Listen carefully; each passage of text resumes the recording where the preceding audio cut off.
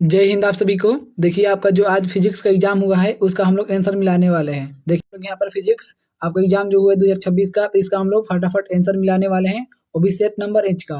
तो अगर आप लोगों का सेट एच है तो आप लोग बिल्कुल एकदम लाइन से आंसर मिलाएंगे।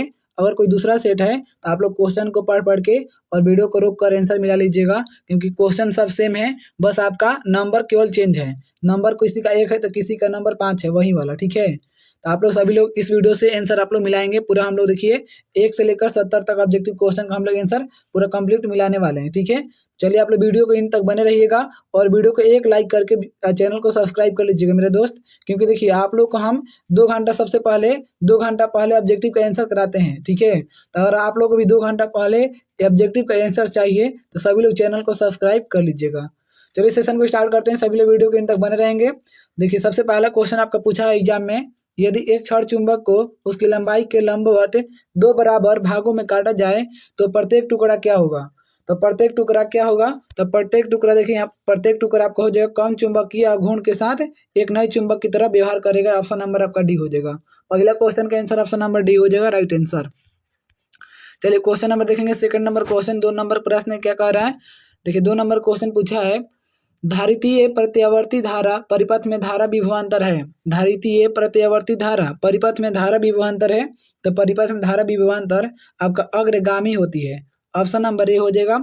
जो परिपथ में आपका प्रत्यावर्ती धारा परिपथ में क्या होता है विभवांतर, तो आपका अग्रगामी होती है। ऑप्शन नंबर ए हो जाएगा। ऑप्शन नंबर ए जितने लोग लगाए हैं उनका राइट आंसर होगा। चलिए क्वेश्चन नंबर देखेंगे 3 नंबर। संधारित्र एक आदर्श कुचालक है। संधारित्र एक आदर्श कुचालक है, तो कुचालक आपका दिष्ट धाराओं के लिए है। ऑप्शन नंबर आपका बी हो जाएगा। अगर आप बी लगाए हैं आंसर तो आपका करेक्ट आंसर होगा, ऑप्शन नंबर बी दिष्ट धाराओं के लिए होगा। चलिए क्वेश्चन नंबर नेक्स्ट देखते हैं।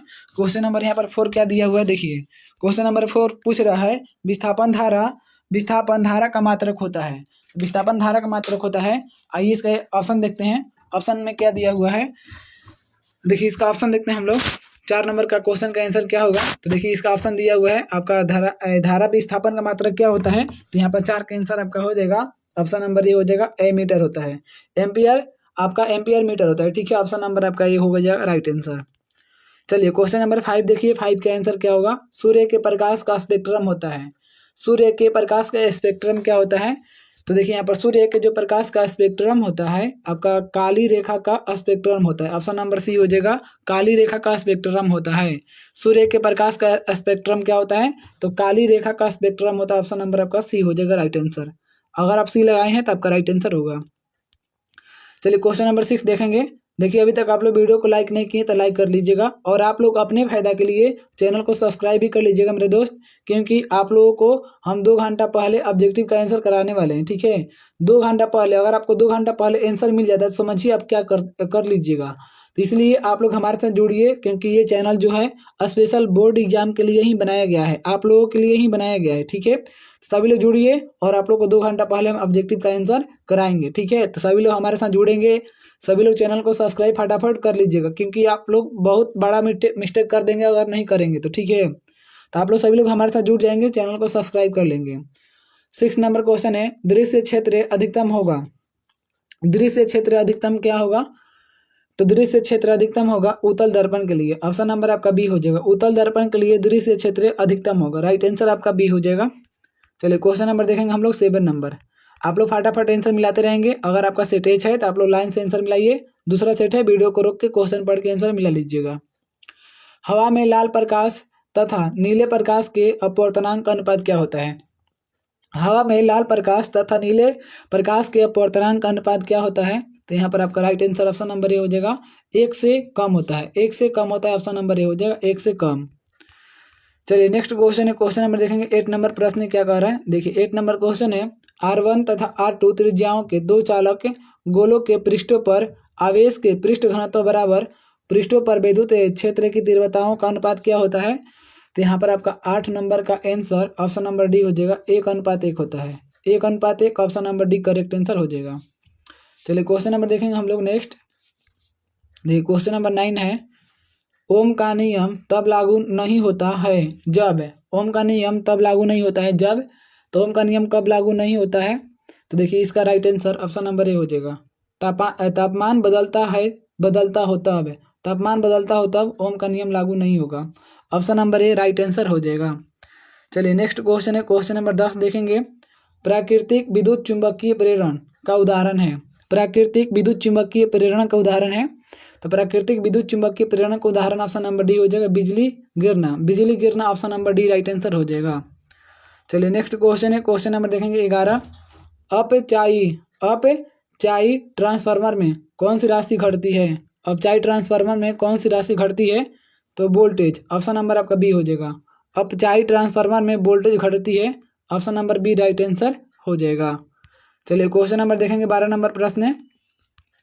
देखिए 12 नंबर क्वेश्चन क्या कहता है, पानी का अपवर्तनांक 1:33 है, पानी में प्रकाश की चाल क्या होगी? पानी का अपवर्तनांक 1:33 है, तो पानी में प्रकाश की चाल क्या होगी? तो पानी में प्रकाश की चाल आपका 2.25 × 10⁸ मीटर पर सेकेंड हो जाएगी, ऑप्शन नंबर सी हो जाएगा। राइट आंसर आपका ऑप्शन नंबर सी हो जाएगा। चलिए क्वेश्चन नंबर देखेंगे हम लोग 13 नंबर प्रश्न है। देखिए 13 कह रहा है, प्रकाशीय इलेक्ट्रॉनों की अधिकतम गतिज ऊर्जा किस प्रकार परिवर्तनशील होती है? प्रकाशीय इलेक्ट्रॉनों की अधिकतम गतिज ऊर्जा किस प्रकार परिवर्तनशील होती है? तो देखिए 13 नंबर क्वेश्चन का आंसर आपका बी हो जाएगा, रैखिक के रूप से आवृत्ति के साथ तथा आपतित विकिरण की तीव्रता से स्वतंत्र होती है, option number B right answer हो जाएगा। चलिए क्वेश्चन नंबर देखेंगे 14 नंबर क्वेश्चन क्या कह रहा है, निम्नलिखित में से किसे न्यूक्लियॉन के रूप में जाना जाता है? न्यूक्लियॉन के रूप में किसको जानते हैं? तो देखिए न्यूक्लियॉन के रूप में जानते हैं हम लोग प्रोटॉन और इलेक्ट्रॉन को, ऑप्शन नंबर आपका बी हो जाएगा। प्रोटॉन और इलेक्ट्रॉन को न्यूक्लियॉन के रूप में जाना जाता है, option number B right answer हो जाएगा। चलिए नेक्स्ट क्वेश्चन है, फोटोन का संवेग होता है। फोटोन का संवेग क्या होता है? तो देखिए यहाँ पर फोटोन का जो संवेग होता है वो आपका h/λ होता है, ऑप्शन नंबर आपका बी हो जाएगा राइट आंसर, h/λ। चलिए क्वेश्चन नंबर देखेंगे 16 नंबर प्रश्न है। देखिए अभी तक आप लोग चैनल को सब्सक्राइब नहीं किए हैं तो कृपया करके कर लीजिएगा, वरना आप बहुत बड़ा मिस्टेक कर रहे हैं, ठीक है? क्योंकि आपको इस चैनल के माध्यम से 2 घंटा पहले ऑब्जेक्टिव का आंसर कराया जाएगा, ठीक है? आपका केमिस्ट्री और आपका जितना भी सब्जेक्ट अभी बचा हुआ है उस सब का आपका 2 घंटा पहले ऑब्जेक्टिव का आंसर कराएंगे, तो आप लोग चैनल को सब्सक्राइब कर लीजिएगा। दोस्तों वीडियो बनाने में बहुत मेहनत लगता है, इसलिए वीडियो को एक लाइक जरूर कीजिएगा, ठीक है? हाइड्रोजन परमाणु में बोहर की निम्नतम कक्षा की त्रिज्या R0 है। बोहर की दूसरी कक्षा की त्रिज्या क्या होगी? बोहर की दूसरी कक्षा की त्रिज्या क्या होगी? तो यहाँ पर आपका 16 नंबर का आंसर हो जाएगा, ऑप्शन नंबर सी 4R0 हो जाएगा, ऑप्शन नंबर सी हो जाएगा 4R0। चलिए क्वेश्चन नंबर देखेंगे 17 नंबर प्रश्न है, यदि चुंबकीय क्षेत्र समान है लेकिन लूप का क्षेत्रफल बढ़ाया जाए तो फ्लक्स क्या होता है? यदि चुंबकीय क्षेत्र समान है लेकिन लूप का फ्लक्स बढ़ाया जाए तो फ्लक्स का मान क्या होगा? तो देखिए यहाँ पर फ्लक्स का जो मान होता है आपका बढ़ता है, ऑप्शन नंबर ए हो जाएगा, फ्लक्स का मान बढ़ता है। चलिए क्वेश्चन नंबर देखेंगे 18 नंबर प्रश्न क्या कह रहा है।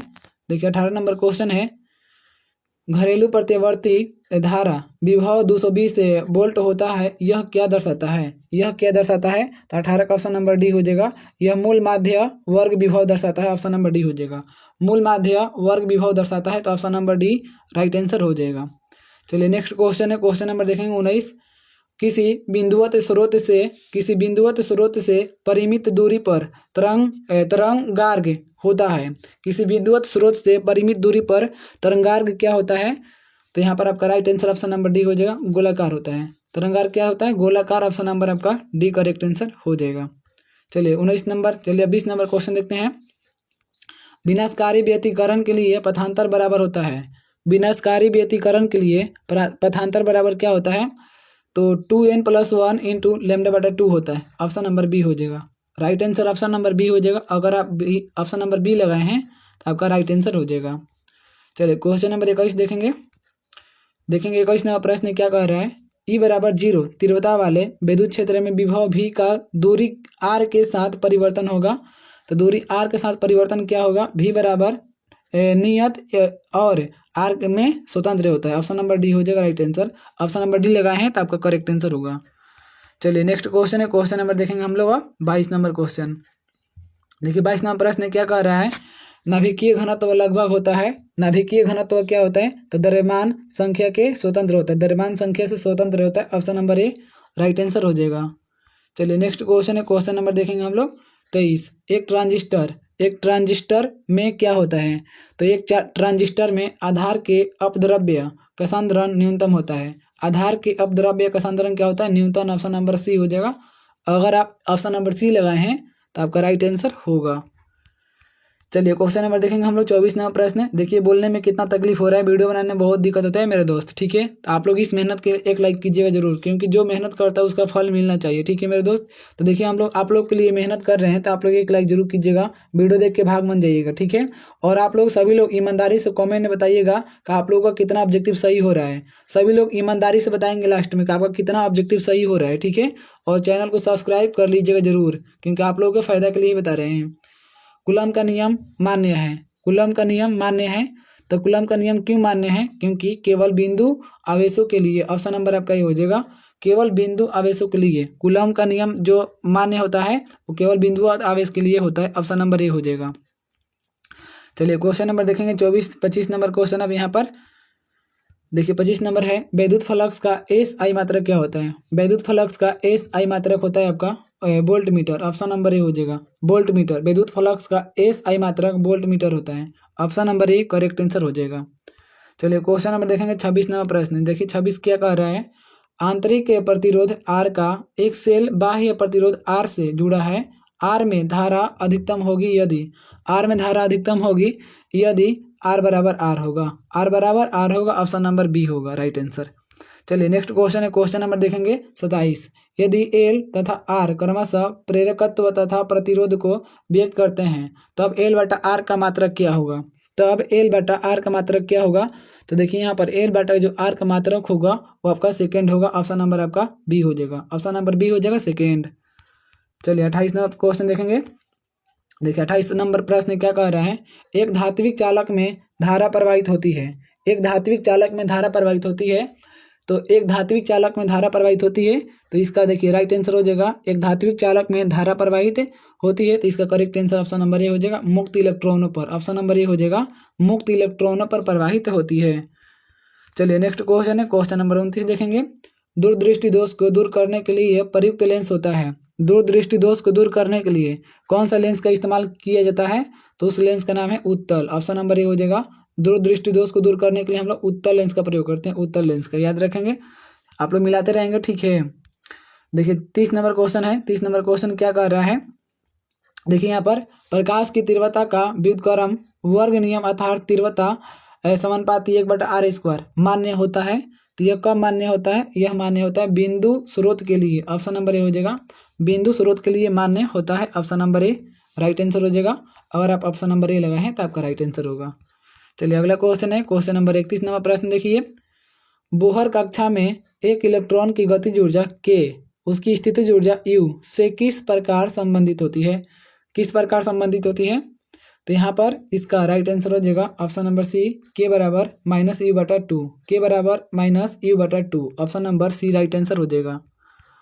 चलिए अगला क्वेश्चन है, नेक्स्ट क्वेश्चन का है 32 नंबर प्रश्न देखेंगे। अर्धचालक को प्रबल धारा से क्षति किस कारण होती है? अर्धचालक को प्रबल धारा से क्षति किस कारण होती है? तो आपका क्षति होती है इलेक्ट्रॉनों की अधिकता से। ऑप्शन नंबर आपका सी हो जाएगा, इलेक्ट्रॉनों की अधिकता से क्षति होती है। तो option number C right answer हो जाएगा। चलिए नेक्स्ट क्वेश्चन है, क्वेश्चन नंबर देखेंगे 33 नंबर प्रश्न है।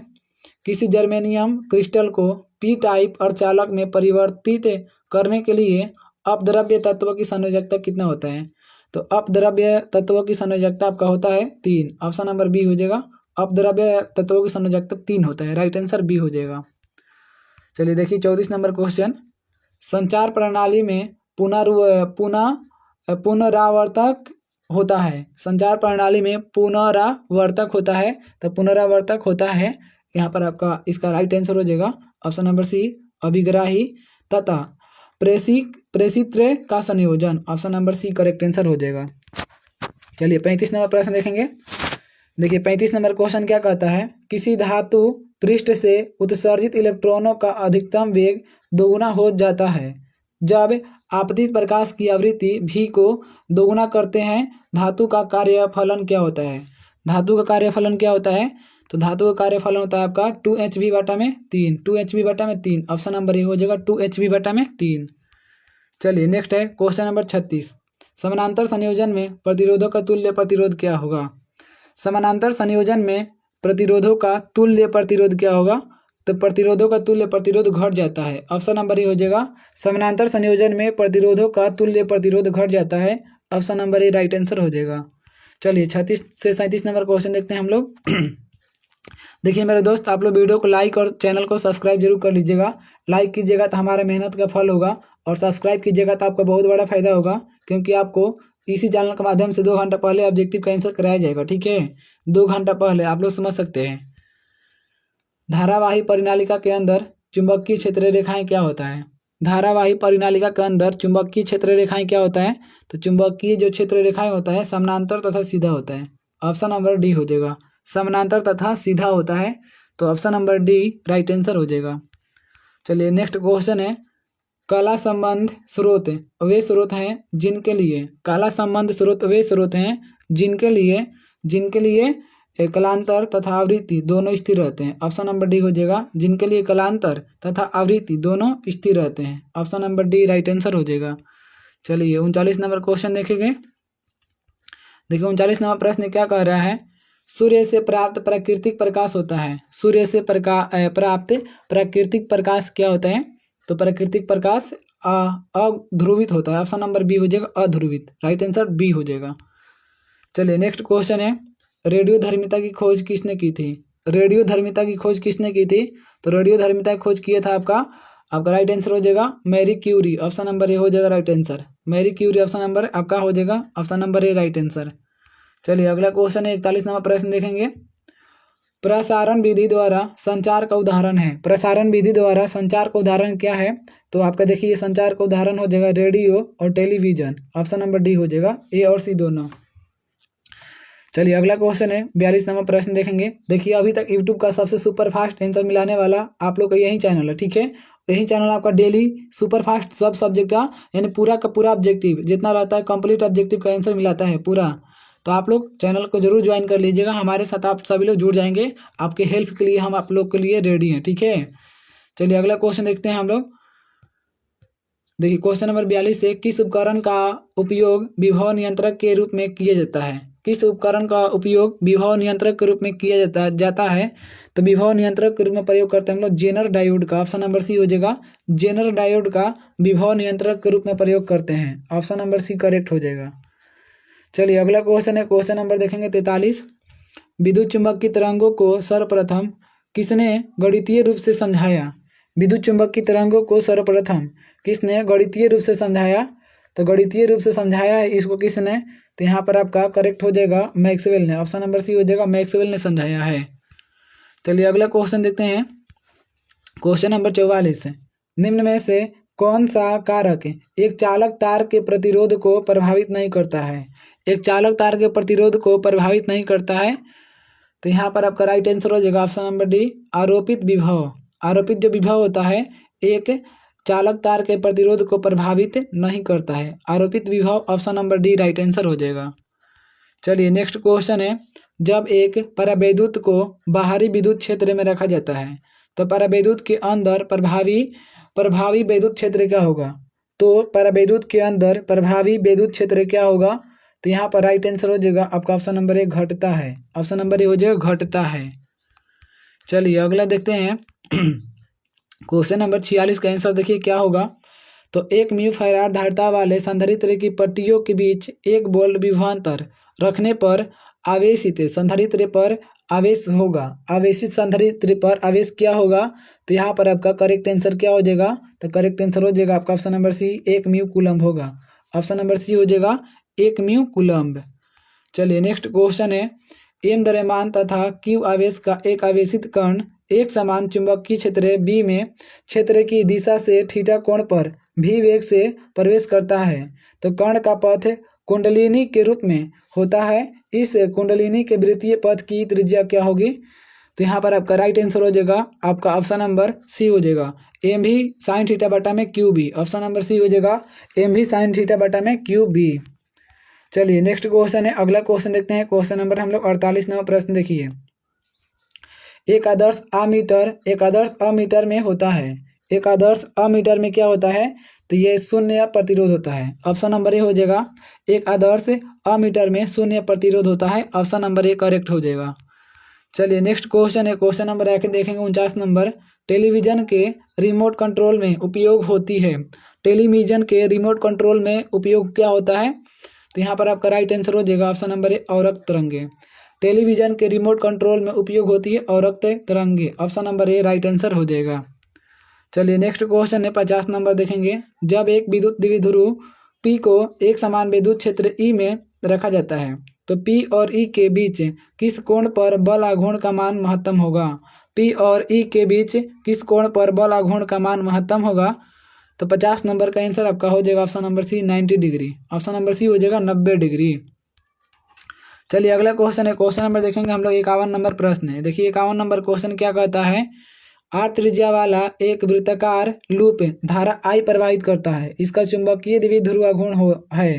तो इसका चुंबकीय द्विध्रुव आघूर्ण क्या होगा? तो इसका चुंबकीय द्विध्रुव आघूर्ण हो जाएगा pi I R square. Option number D हो जाएगा पाई आई आर स्क्वायर। ठीक है, option number D right answer हो जाएगा। अगर आप लोग डी लगाए हैं तो आपका करेक्ट आंसर है। चलिए अगला क्वेश्चन है। जब सूक्ष्मदर्शी की नली की लंबाई बढ़ाई जाती है तब आवर्धन क्षमता क्या होता है? जब सूक्ष्मदर्शी की नली की लंबाई बढ़ाई जाती है तब आवर्धन क्षमता क्या होता है? तब आवर्धन क्षमता का मान बढ़ता है। ऑप्शन नंबर आपका ये हो जाएगा। तब आवर्धन क्षमता का मान क्या होता है? बढ़ जाता है। चलिए अगला क्वेश्चन है 53 नंबर देखेंगे। देखिए सबसे हम लोग सुपर फास्ट आंसर को मिलान कर रहे हैं। ठीक है, आप लोग ईमानदारी से लास्ट में सभी लोग बताएंगे। ठीक है, कि कितना ऑब्जेक्टिव आपका सही हुआ। सभी लोग ईमानदारी से बताइएगा। कैथोड किरणें समूह है। कैथोड किरणें समूह है तो कैथोड किरण किसका समूह है? इलेक्ट्रॉनों का। ऑप्शन नंबर ए हो जाएगा। इलेक्ट्रॉनों का समूह cathode Kiran. Option number A right answer हो जाएगा। चलिए 54 नंबर प्रश्न देखेंगे। जब एक साबुन के बुलबुले को आवेशित किया जाता है तो इसका आकार क्या होगा? जब एक साबुन के बुलबुले को आवेशित किया जाता है तो इसका आकार क्या होगा? तो इसका आकार बढ़ जाता है। ऑप्शन नंबर ए हो जाएगा। इसका आकार बढ़ जाता है। चलिए नेक्स्ट क्वेश्चन देखेंगे हम लोग। क्वेश्चन नंबर अगला है 55 नंबर प्रश्न है। यदि संधारित्र तरह के प्लेटों का क्षेत्रफल आधा कर दिया जाए तो संधारित्र तरह की धारिता हो जाएगी। यदि संधारित्र तरह के प्लेटों का क्षेत्रफल आधा कर दिया जाए तो संधारित्र तरह की धारिता हो जाएगी। तो संधारित्र तरह की धारिता क्या हो जाएगी? आधी हो जाएगी। ऑप्शन नंबर बी हो जाएगा। संधारित्र तरह की धारिता आधी हो जाएगी। चलिए नेक्स्ट है। चोक कुंडली किस सिद्धांत पर कार्य करती है? चोक कुंडली किस सिद्धांत पर कार्य करती है? तो जो चोक कुंडली होता है ये स्वप्रेरण पर काम करता है। ऑप्शन नंबर ए हो जाएगा। स्वप्रेरण पर काम करता है। Option number A right answer हो जाएगा। चलिए 57 नंबर देखेंगे प्रश्न। 57 नंबर क्या कह रहा है? वर्ल्ड वाइड वेब यानी www का आविष्कार किसने किया था? www.com होता है ना, जैसे www.com है तो इसका आविष्कार किसने किया था? तो www यानी कि वर्ल्ड वाइड वेब का आविष्कार किसने किया था? राइट आंसर हो जाएगा option number A Tim Berners Lee. Option number A हो जाएगा। चलिए अगला क्वेश्चन है 58 नंबर प्रश्न देखेंगे। देखिए 58 क्या आता है? निम्नलिखित में कौन सा व्यंजक विद्युत ऊर्जा को दर्शाता है? विद्युत ऊर्जा को दर्शाता है कौन सा व्यंजक है? ऑप्शन नंबर ए हो जाएगा VIT। ये विद्युत ऊर्जा को दर्शाता है VIT। Option number A right answer हो जाएगा। चलिए नेक्स्ट क्वेश्चन है। एक अल्फा कण को दूसरे अल्फा कण की ओर लाने पर निकाय की स्थितिज ऊर्जा क्या होती है? तो एक अल्फा कण को दूसरे अल्फा कण की ओर लाने पर निकाय की स्थितिज ऊर्जा जो होती है ये आपका बढ़ती है। ऑप्शन नंबर ए हो जाएगा। निकाय की स्थितिज ऊर्जा बढ़ती है। Right answer option number A हो जाएगा। चलिए अगला क्वेश्चन है। मेरे दोस्त अभी तक आप लोग चैनल को सब्सक्राइब नहीं किए हैं तो आप बहुत बड़ा गलती कर रहे हैं, क्योंकि आपको इसी चैनल के माध्यम से 2 घंटा पहले ऑब्जेक्टिव का आंसर कराया जाएगा। ठीक है, तो आप लोग कृपया करके चैनल को सब्सक्राइब कर लीजिएगा। ठीक है, और आप लोग को बेहतर मार्क्स लाना है तो, और हमारे साथ जुड़ने के बाद आपको अच्छे से अच्छे नंबर आएगा। ठीक है, और वीडियो को लाइक भी कर लीजिए क्योंकि वीडियो बनाने में बहुत मेहनत लगता है। ठीक है, पानी का वैद्युत स्थिरांक कितना होता है? पानी का वैद्युत स्थिरांक कितना होता है? तो 80 होता है। ऑप्शन नंबर ए हो जाएगा। पानी का वैद्युत स्थिरांक 80 होता है, 80। चलिए नेक्स्ट क्वेश्चन है। धारा घनत्व J विशिष्ट चालकता नीटा तथा विद्युत क्षेत्र की तीव्रता E के बीच संबंध क्या होता है? तो इसके बीच में संबंध आपका हो जाएगा, यहाँ पर राइट आंसर आपका हो जाएगा ऑप्शन नंबर डी, J बराबर नीटा E होता है। ऑप्शन नंबर डी हो जाएगा राइट आंसर। चलिए नेक्स्ट क्वेश्चन है। क्वेश्चन नंबर देखेंगे 62 नंबर प्रश्न है। कार्बन प्रतिरोध के पीले रंग के कोड का मान क्या होता है? कार्बन प्रतिरोध के पीले रंग के कोड का मान क्या होता है? तो कार्बन प्रतिरोध के पीले रंग का कोड का मान 4 होता है। ऑप्शन नंबर ए हो जाएगा। पीले रंग का कोड का मान क्या होता है 4। ऑप्शन नंबर ए करेक्ट हो जाएगा आंसर। चलिए आइए हम लोग अगला क्वेश्चन देखते हैं। क्वेश्चन नंबर 63, सापेक्ष पारगम्यता बराबर क्या होती है? सापेक्ष पारगम्यता बराबर क्या होती है? तो सापेक्ष पारगम्यता बराबर होता है आपका म्यू आर बराबर म्यू बटा में म्यू नॉट। ऑप्शन नंबर आपका बी हो जाएगा, राइट आंसर बी हो जाएगा। अगर आप बी लगाए हैं आंसर तो आपका बिल्कुल सही जवाब है। चलिए अगला क्वेश्चन है, देखेंगे यहाँ पर बी स्क्वायर नॉट बटा में म्यू नॉट की बीमाएँ वही होगी जो, इसका बीमा वही होगा जो इसमें से बताना है। तो इसका राइट आंसर हो जाएगा ऑप्शन नंबर ए, ऊर्जा घनत्व की होगी। जितना ऊर्जा घनत्व होगी बीमा उतना ही इसका भी होगा, ठीक है। चलिए अगला क्वेश्चन है, क्वेश्चन नंबर देखेंगे नेक्स्ट। क्वेश्चन नंबर 65, निकेल एक प्रकार का क्या है? बताइएगा निकेल एक प्रकार का क्या है? तो निकेल एक प्रकार का जो है ये प्रतिचुंबकीय, ठीक है। ऑप्शन नंबर बी हो जाएगा, निकेल एक प्रकार का प्रतिचुंबकीय है। चलिए अगला क्वेश्चन है, क्वेश्चन नंबर देखेंगे 66, अर्ध तरंग दृष्टकारी में यदि निवेशी आवृत्ति 50 हर्ट्ज है तो निर्गम आवृत्ति होगी। तो निर्गम आवृत्ति क्या होगी? इसका ऑप्शन नंबर डी हो जाएगा 50 हर्ट्ज होगी। तो इसका जो निर्गम आवृत्ति होगी 50 हर्ट्ज ही होगी, क्योंकि जो निवेश होता है निर्गम होता है दोनों सेम होता है, ठीक है। Option number D right answer हो जाएगा। चलिए अगला क्वेश्चन है, क्वेश्चन नंबर नेक्स्ट देखेंगे 67 नंबर प्रश्न। देखिए यहाँ पर 1 मिलीग्राम द्रव्यमान क्षति से कितने जूल ऊर्जा मुक्त होती है? 1 मिलीग्राम द्रव्यमान क्षति से कितने जूल ऊर्जा मुक्त होती है? तो यहाँ पर आपका राइट आंसर हो जाएगा 67 नंबर का ऑप्शन नंबर सी, 9 × 10 की power 10 joule. Option number C हो जाएगा 9 × 10 की पावर 10 जूल होता है। नेक्स्ट क्वेश्चन है, क्वेश्चन नंबर 68, 49 वोल्ट और 64 वोल्ट से त्वरित 2 इलेक्ट्रॉनों से जुड़े डी ब्रोगली तरंगदैर्घ्य का अनुपात क्या होगा? तो डी ब्रोगली तरंगदैर्घ्य का अनुपात आपका हो जाएगा, यहाँ पर राइट आंसर आपका डी हो जाएगा 8/7, 8/7 होगा। Option number D right answer होगा। चलिए नेक्स्ट क्वेश्चन है, अगला क्वेश्चन देखते हैं। क्वेश्चन नंबर 69, प्रकाश की एक किरण समतल दर्पण पर अभिलंबवत रूप से आपतित होती है, परावर्तन कोण क्या होगा? परावर्तन कोण क्या होगा? तो परावर्तन कोण आपका 0 डिग्री होगा। ऑप्शन नंबर बी हो जाएगा, परावर्तन कोण 0 degree. Option number B right होगा आंसर। चलिए लास्ट क्वेश्चन है आपका, कलांतर फाई पथांतर लैम्डा से संबंधित है। कलांतर फाई पथांतर लैम्डा से संबंधित होता है आपका, ऑप्शन नंबर यहाँ पर आपका डी हो जाएगा 2 पाई बटा में lambda into phi. Option number आपका डी करेक्ट आंसर हो जाएगा। तो देखिए हम लोग कंप्लीट 1 से लेकर 70 तक ऑब्जेक्टिव क्वेश्चन का हम लोग आंसर का मिलान कर लिए हैं। आप लोग सभी लोग ईमानदारी से बताइएगा कि आप लोगों को कितना ऑब्जेक्टिव सही हुआ, सभी लोग कमेंट में बताएंगे। और मेरे दोस्त चैनल को जरूर सब्सक्राइब कीजिए, जरूर हमारे साथ जुड़िए, क्योंकि आप लोगों को 2 घंटा पहले इसी चैनल के माध्यम से ऑब्जेक्टिव का आंसर कराएंगे, ठीक है। तो आपका ऑब्जेक्टिव का आंसर मिल जाएगा 2 घंटा पहले। जब 2 घंटा पहले ऑब्जेक्टिव का आंसर मिल जाएगा तो समझिएगा आपका नंबर कितना बेहतर रहेगा, ठीक है। तो आप लोग वीडियो को लाइक और सब्सक्राइब कर लीजिएगा, और ये वीडियो अपने दोस्तों के पास भी शेयर कर दीजिए ताकि हमारे साथ जुड़ सके, ठीक है। चलिए वीडियो आप लोग यहीं तक समाप्त होता है। आप लोगों को वीडियो देखने के लिए बहुत बहुत धन्यवाद। नेक्स्ट वीडियो मिलेंगे, तब तक के लिए आप सभी को जय हिंद।